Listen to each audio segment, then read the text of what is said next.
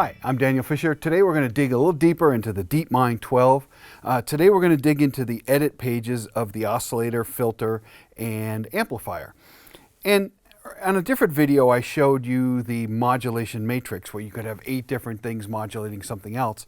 But you actually have much more power than that because each section also has modulation set up so that you don't have to use those 8 for the very obvious things like pitch wheel and mod wheel to vibrato and things like that. And it's very powerful and you get to it in one press. So for example, on the DCO, if I just hit it one time, I'm in the oscillator 1 page. I can change octaves. And then I have a pitch modulation source, which is currently set to LFO1, which is on a triangle wave. And right now I have the aftertouch to pitch modulation at 0. So if I press a key and press down, nothing happens. But if I bring it up, you'll see that I can start getting LFO1 to the pitch of the oscillator.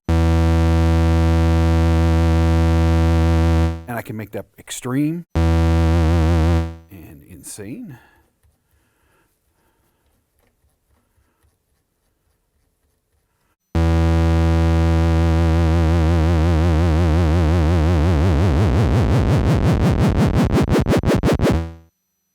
And I can do the same thing for wheel. So I just turn some up in wheel to pitch mod. I can have a little tiny bit. Or again, I can go to a lot.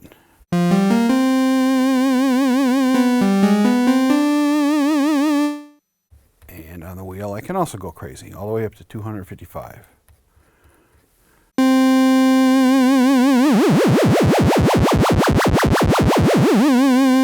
Then I can also do pulse width modulation, and I get to pick a source. So this slider here, the pulse width modulation, currently is set to manual, so as I sweep it,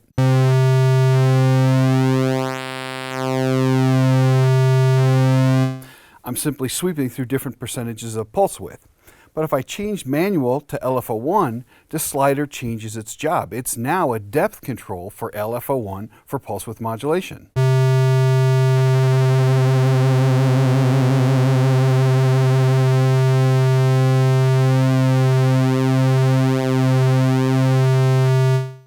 And I can make that be LFO1, LFO2. I can make it be any of the envelopes, including the mod envelope.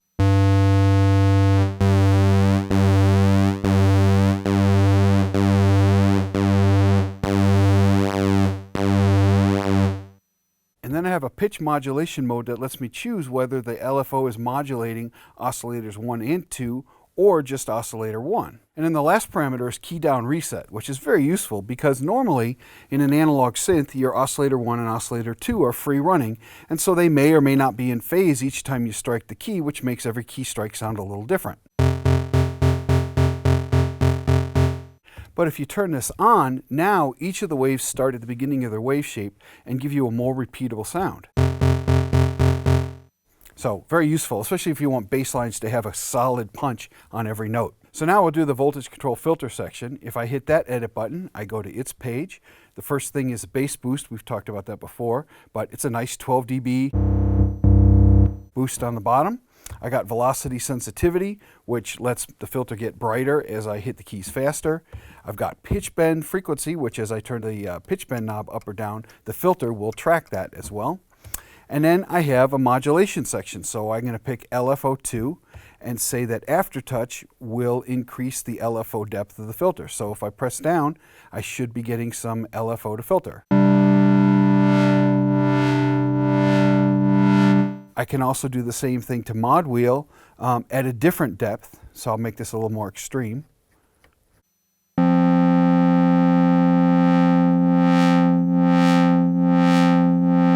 And then I can see which pole, 2-pole or 4-pole. I can also do it from the button here.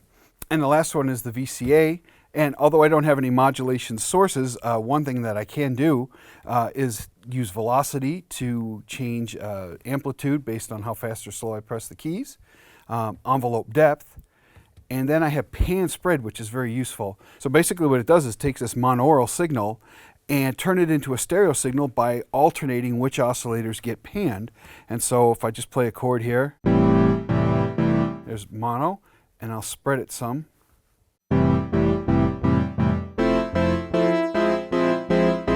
and I can go pretty extreme.